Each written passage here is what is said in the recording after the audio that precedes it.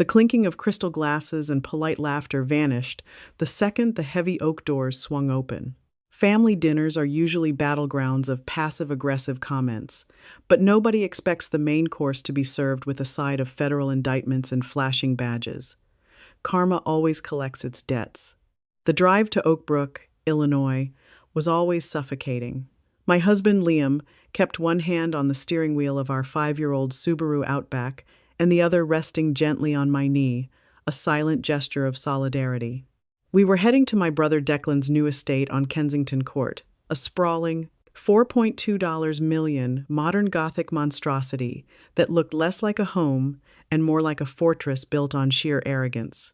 "Just breathe, Chloe," Liam murmured, his eyes fixed on the winding, tree-lined roads of the affluent suburb. "It's just one dinner. 3 hours, tops. We eat the overpriced Wagyu, we smile at the humblebrags, and we go home." 3 hours with Vanessa feels like a decade in purgatory, I muttered, staring out the window. My sister-in-law Vanessa was a force of nature, though not the kind you admire. She was a hurricane of designer labels, aggressive networking, and weaponized condescension. 5 years ago, she had been a struggling freelance event planner. Today, she was the self-proclaimed CEO of Lux Horizons Group, a boutique luxury lifestyle management firm that catered to Chicago's elite. Or so she told everyone.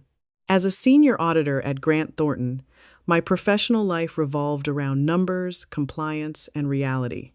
Numbers didn't lie. But whenever I looked at Vanessa's meteoric rise, the sudden acquisition of the Oakbrook mansion, the fleet of luxury vehicles, the random 2-month sourcing trips to Dubai and Geneva, my internal alarms blared. Legitimate businesses rarely exploded with that much liquid cash in under 36 months, especially in a heavily saturated market like luxury concierge services. But in my family, expressing doubt about Vanessa was treason. My parents, Arthur and Helen, were fiercely proud, working-class people who had been entirely seduced by the sudden influx of wealth into the family. Declan was their golden boy, and by extension, Vanessa was the golden goose. We pulled through the wrought iron security gates, the gravel crunching beneath our tires. Parked in the circular driveway were a 2024 Range Rover Autobiography and a sleek, slate-gray Porsche Panamera. Our Subaru looked like a golf cart parked next to private jets. The front doors were opened not by Declan, but by a hired catering staff member in a crisp white uniform. We were ushered into a grand foyer dripping with excess. A massive baccarat crystal chandelier loomed overhead, casting fractured light over imported Italian marble floors.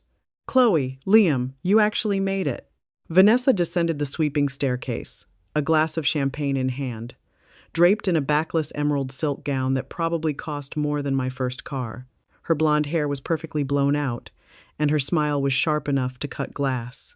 Declan trailed behind her, looking exhausted but wearing a tailored Tom Ford suit that screamed new money. "We wouldn't miss it," Liam said politely, handing his coat to the attendant. "Well, I wasn't sure," Vanessa purred, leaning in to air-kiss my cheeks, enveloping me in a suffocating cloud of Baccarat Rouge 540. "I know gas prices have been creeping up, and Oak Brook is quite the trek from your little neighborhood. I told Declan we should have just sent an Uber Black for you." "We're perfectly capable of driving, Vanessa," I said, forcing a tight smile.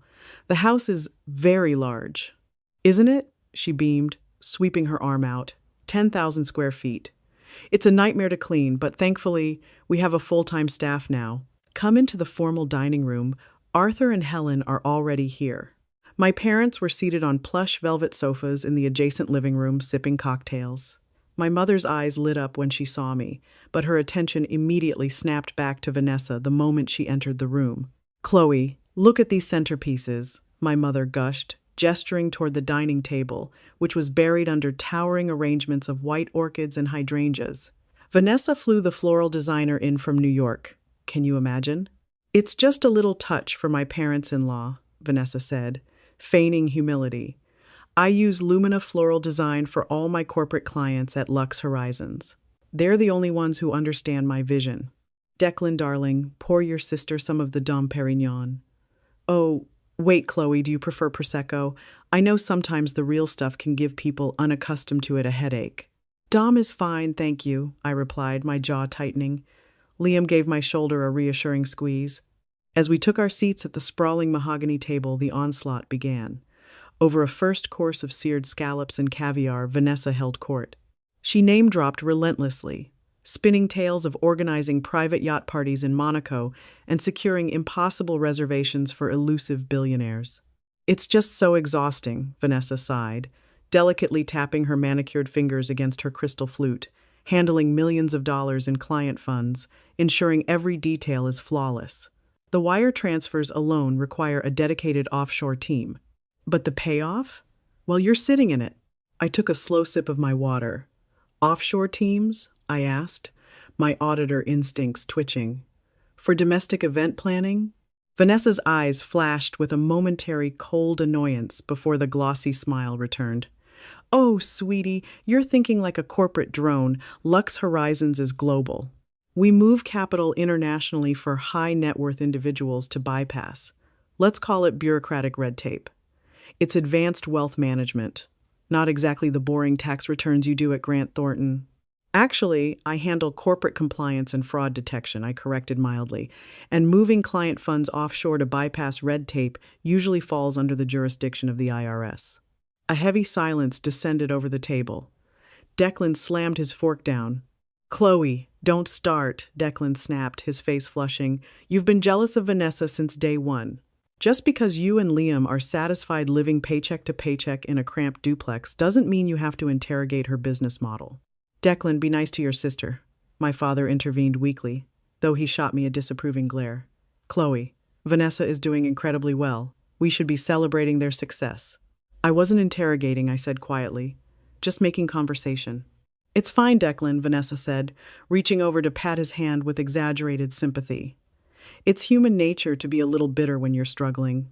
Actually, that perfectly segues into my surprise. She signaled to one of the catering staff, who brought over a small, signature robin's egg blue Tiffany & Co. box on a silver platter. The server placed it directly in front of me. What is this? I asked, staring at the delicate white ribbon. Consider it a token of my generosity. Vanessa smiled, her eyes gleaming with malice. A little something to help you out, since I know things have been so tight for you two. I stared at the blue box. My heart hammered against my ribs, a slow, dread-filled rhythm. I didn't want to open it. I knew Vanessa's gifts were always Trojan horses, wrapped in expensive paper but hollow, or worse, laced with poison. Go ahead, Chloe, my mother urged, completely oblivious to the venom radiating from her daughter-in-law. Open it. Vanessa is so thoughtful. Liam shifted in his seat, his posture rigid. You didn't have to get her anything, Vanessa, he said, his voice low and firm. I wanted to, Vanessa insisted, leaning forward, resting her chin on her hands. I practically insist. Open it, Chloe. With a trembling hand, I pulled the white ribbon. It gave way easily. I lifted the lid of the Tiffany box. Inside, resting on a bed of black velvet, was not jewelry. It was a laminated plastic card designed to look exactly like a state-issued EBT, electronic benefit transfer card, complete with a fake magnetic stripe. Printed boldly across the front in a stark, mocking font was Chlo and Liam Welfare Fund.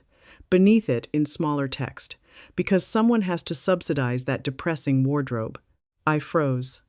The blood roared in my ears, drowning out the ambient classical music playing from the hidden surround sound speakers. I picked up the plastic card, staring at the cruel words, trying to process the sheer audacity, the concentrated viciousness of the act. I saw a novelty shop making them online, and I just couldn't resist. Vanessa burst into high-pitched theatrical laughter. I mean, it's a joke, obviously, but I also slipped a real $500 Visa gift card under the velvet, to actually help with groceries. Or maybe you can finally buy a dress that wasn't on the clearance rack at Macy's. The dining room fell dead silent. Even the catering staff seemed to freeze in place. My father cleared his throat, looking intensely uncomfortable, staring at his plate. My mother looked confused, her eyes darting between my pale face and Vanessa's triumphant one. Declan let out a short, uncomfortable chuckle, entirely unwilling to stand up to his wife. Vanessa, that's a bit much, my mother murmured, finally grasping the cruelty of the joke. Oh, Helen, lighten up. It's family banter. Vanessa dismissed, waving her hand dismissively. Chloe knows I'm just playing, right, Chloe? Liam stood up. The legs of his heavy wooden dining chair scraped loudly against the marble floor, echoing through the cavernous room.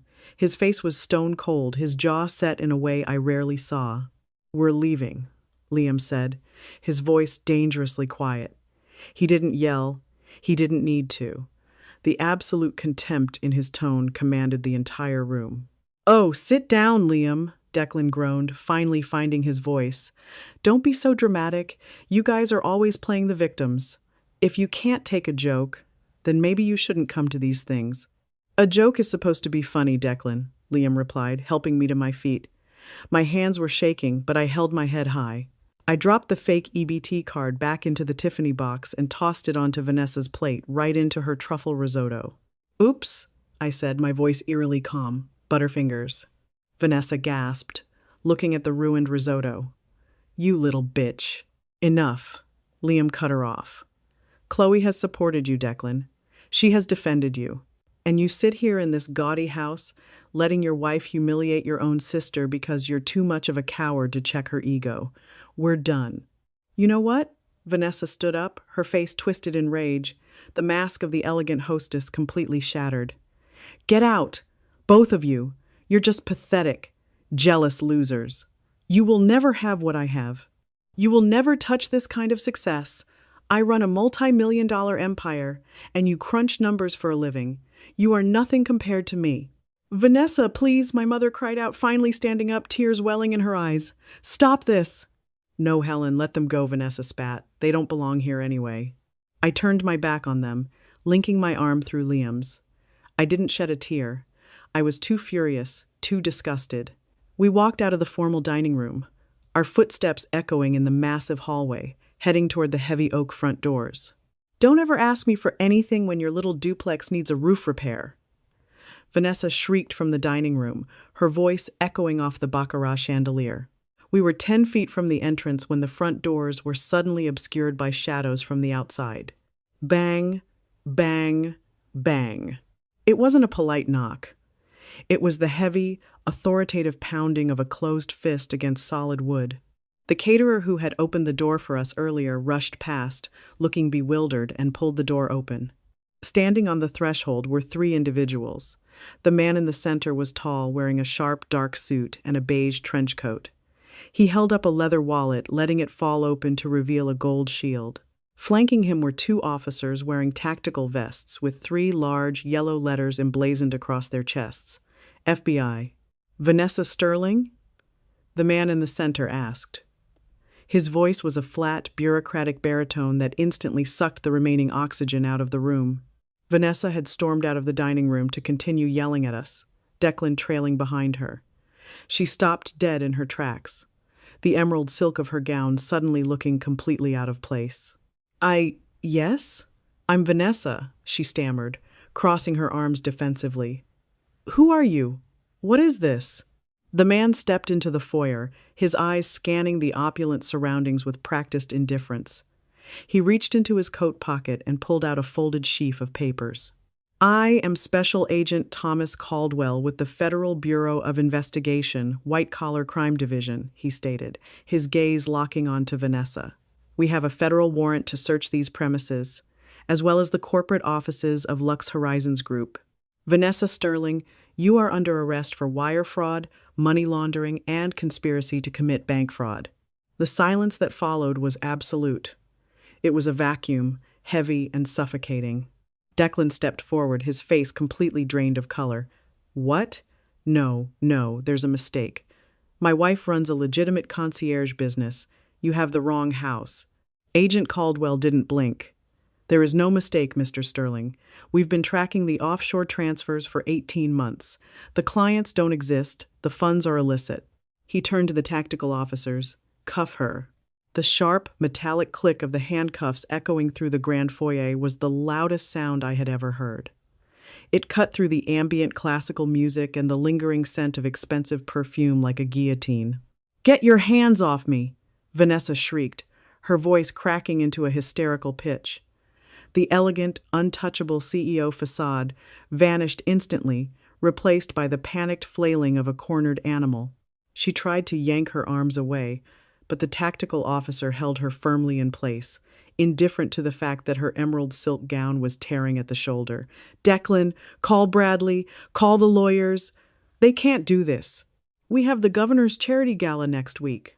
"Ma'am, you need to remain calm," Agent Caldwell said, his tone perfectly flat. He didn't see a socialite, he saw a suspect. "Calm? You're ruining my dinner party," she screamed, spit flying from her perfectly glossed lips. "Vanessa, stop!" Declan finally moved, stepping between his wife and the federal agents, though his hands were raised in a placating, terrified gesture. "Agent Caldwell, is it? Look, there is a massive misunderstanding. We run a luxury concierge service. We book yachts. We plan weddings. We don't launder money." Caldwell looked at Declan with a mixture of pity and professional detachment. "Mr. Sterling Lux Horizons Group has not booked a legitimate event in over 2 years. What it has done is solicit millions of dollars from private investors under the guise of funding exclusive, high-yield event contracts. Those funds were then funneled through offshore shell companies in the Cayman Islands to pay for this house, your vehicles, and previous investors. It's a classic Ponzi scheme." My stomach dropped. As a senior auditor, the pieces clicked into place with horrifying speed. The random sourcing trips to Dubai and Geneva, the aggressive networking to bring in new wealthy clients, the absolute lack of an operational team despite claims of a global empire. She wasn't an event planner, she was a con artist. No, the investors are real," Declan stammered, his face pale and slick with sweat. "Harrison Capital, the Wentworth estate, we do business with them." Harrison Capital filed the initial complaint. "Mr. Sterling," Caldwell replied smoothly. "They realized the collateral your wife provided for their $2 million bridge loan was entirely fabricated. We've been monitoring the wire transfers since October." Caldwell gestured to the door, and suddenly, the tranquil Oak Brook estate was swarming. Half a dozen more agents poured into the house carrying heavy plastic bins and evidence bags. 2 of them headed straight for the sweeping staircase, making their way to the home offices. Another agent walked into the kitchen, flashed a badge at the terrified catering staff, and instructed them to pack up their equipment and leave the premises. "They're taking everything," Liam murmured to me, his arm wrapped securely around my waist. We were pinned near the front door, bystanders to the collapse of a fraudulent empire. "Chloe!" my mother wailed, stumbling out of the dining room. She looked absolutely frail, staring in horror as an FBI agent began photographing the baccarat crystal chandelier and the designer furniture. "Chloe, what is happening? Tell them they have the wrong house. You work in finance? Tell them." "Mom, I can't," I said gently, stepping forward to catch her as her knees buckled. "It's federal. It's out of my hands." "Chloe, please!" Declan spun around, his eyes wild, latching onto me like a drowning man. "You know auditors at Grant Thornton? You know how these financial things work? Tell them it's just a clerical error. We missed a tax filing, that's all." I looked at my brother, really looked at him. Beneath the tailored Tom Ford suit and the expensive haircut, he was just a terrified boy who had willingly turned a blind eye to the impossible math of his lifestyle because he liked driving a Porsche. "A clerical error doesn't get you raided by the FBI white-collar division, Declan," I said, my voice steady though my heart was pounding. "I do corporate compliance. You guys clearly bypassed it. I can't help you. You're just going to stand there?" Vanessa spat, venom dripping from her words as an officer began walking her toward the door. "You love this, don't you, Chloe? You've been waiting for us to fail." "I didn't want you to fail, Vanessa," I replied, looking directly into her frantic, mascara-streaked eyes. "I just wanted you to be honest, and maybe a little less cruel." "Screw you! I'm Vanessa Sterling. I'll be out on bail by midnight. I'll sue the federal government. Her threats were cut off as the heavy oak doors shut behind her. The flashing red and blue lights of the unmarked federal vehicles pulsed through the frosted glass windows, casting eerie shadows across the Italian marble floors. Agent Caldwell approached Declan, who was shaking visibly. "Mr. Sterling, you are not currently under arrest. However, this property, the vehicles outside, and all associated bank accounts are now frozen under federal asset forfeiture laws." You have until tomorrow morning to pack your personal non-luxury items and vacate the premises. Declan collapsed onto the bottom step of the sweeping staircase, burying his face in his hands. The grand, 10,000 square foot fortress had become his tomb. Liam gently tugged my hand. Let's go home, Chloe. We walked out to our 5-year-old Subaru Outback. As Liam pulled out of the circular driveway, we passed the slate-gray Porsche. An agent was already slapping a bright yellow federal seizure sticker across the windshield. The fallout was catastrophic, rapid, and incredibly public. The next morning, the Chicago Tribune ran the story on the front page of their business section. Lux Horizons. Local concierge firm exposed as $15 million Ponzi scheme. For the next 6 months, my family was dragged through a grueling, humiliating reality check. The federal investigators unraveled a web of deceit so complex it even shocked the seasoned prosecutors. Vanessa hadn't just defrauded wealthy private equity firms. She had targeted elderly widows, convincing them to liquidate their retirement portfolios to invest in her exclusive event futures. Because of the severity of the flight risk, investigators found a private jet charter booked to Dubai under a fake name. Scheduled for the week following the arrest, Vanessa was denied bail. The elegant socialite traded her emerald silk for a standard-issue orange jumpsuit at the Metropolitan Correctional Center in downtown Chicago. But the most devastating twist came during the forensic accounting phase. I was sitting at my desk at Grant Thornton when my phone rang. It was my father. He was weeping. Arthur, a man who had worked 40 years at a manufacturing plant and never shed a tear in front of me, was sobbing so hard he could barely breathe. Dad, what's wrong? I asked, my blood running cold. The house, Chloe, he choked out. The bank. They sent a notice. We're in default. Default? You paid off the mortgage 5 years ago.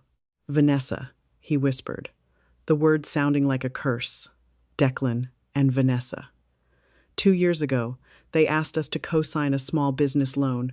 They said it was just a formality to get a better interest rate. We signed the papers. I felt physically sick. I pulled up the public property records on my computer. There it was. A massive $400,000 second mortgage taken out against my parents' modest 3-bedroom home in Naperville. The signatures had been heavily manipulated, tucked into a stack of legalese my parents didn't understand. The money had been funneled straight into Lux Horizons to keep the Ponzi scheme afloat just a few months longer. Vanessa hadn't just stolen from strangers. She had cannibalized her own family to fund her baccarat chandelier and her Wagyu beef. That was the day I stopped feeling any lingering pity for my brother. Declan claimed he didn't know about the forged documents, that Vanessa handled all the paperwork, but willful ignorance is not innocence. Liam and I spent the next 4 months fighting tooth and nail to save my parents' home. I used every ounce of my auditing expertise, working pro bono with a fantastic fraud attorney I knew through my firm. We managed to prove predatory lending and fraudulent inducement, eventually getting the lien dissolved. But the stress aged my parents a decade. The illusion of their golden boy was dead, replaced by the bitter reality of betrayal. A year after that disastrous dinner party, the federal trial concluded. Vanessa, realizing she was facing decades in prison, took a plea deal. She pleaded guilty to wire fraud and money laundering and was sentenced to 9 years in federal prison, plus millions in restitution she would never be able to pay. As for Declan, the government couldn't conclusively prove he orchestrated the fraud, but they proved he benefited from it. He was stripped of everything. The Oak Brook mansion was auctioned off by the U.S. Marshals. The luxury cars were sold. His accounts were drained to zero. One rainy Tuesday evening in November, there was a knock on the door of our cramped duplex. Liam opened it to find Declan standing on the porch. He looked hollowed out. He was wearing an old, faded winter coat, and his shoulders slumped under the weight of his reality. He had moved into a tiny, rundown studio apartment in a bad part of the city and was working a grueling shift at a local distribution warehouse, the only place that would hire someone heavily associated with a major federal fraud case. "Can I come in?" Declan asked, his voice rough. Liam looked at him coldly, then stepped aside. Declan walked into our small, warm living room. It wasn't 10,000 square feet, but it was ours, paid for with honest money. "I'm sorry to bother you," Declan said, staring at his worn boots. I can't make rent this month. My paycheck got garnished for some of the legal fees. I haven't eaten properly in 2 days. Mom and Dad won't return my calls. I didn't know where else to go. I looked at my brother. I remembered him sitting at that sprawling mahogany table, sipping Dom Perignon, laughing as his wife handed me a fake EBT card to humiliate me. I remembered him telling me that if I couldn't take a joke, I shouldn't come around. Karma doesn't just collect debts, it charges interest. I stood up and walked into the kitchen. I didn't say a word. I opened a drawer, rummaged around for a moment, and walked back into the living room. I handed Declan a small, plain white envelope. He looked up at me, his eyes wide and red-rimmed, and slowly opened the flap. Inside was a $200 gift card to a local grocery chain. It wasn't a joke. It wasn't a plastic prop with cruel words printed on it. It was real, genuine help. "There's enough on there to fill your fridge for a couple of weeks," I said softly, my voice devoid of malice or triumph, just pure, exhausting reality. "Buy some protein. Take care of yourself, Declan." He stared at the card. The profound weight of his past arrogance crashed into the quiet dignity of the moment. His lip trembled, and for the first time since this entire nightmare began, Declan began to cry.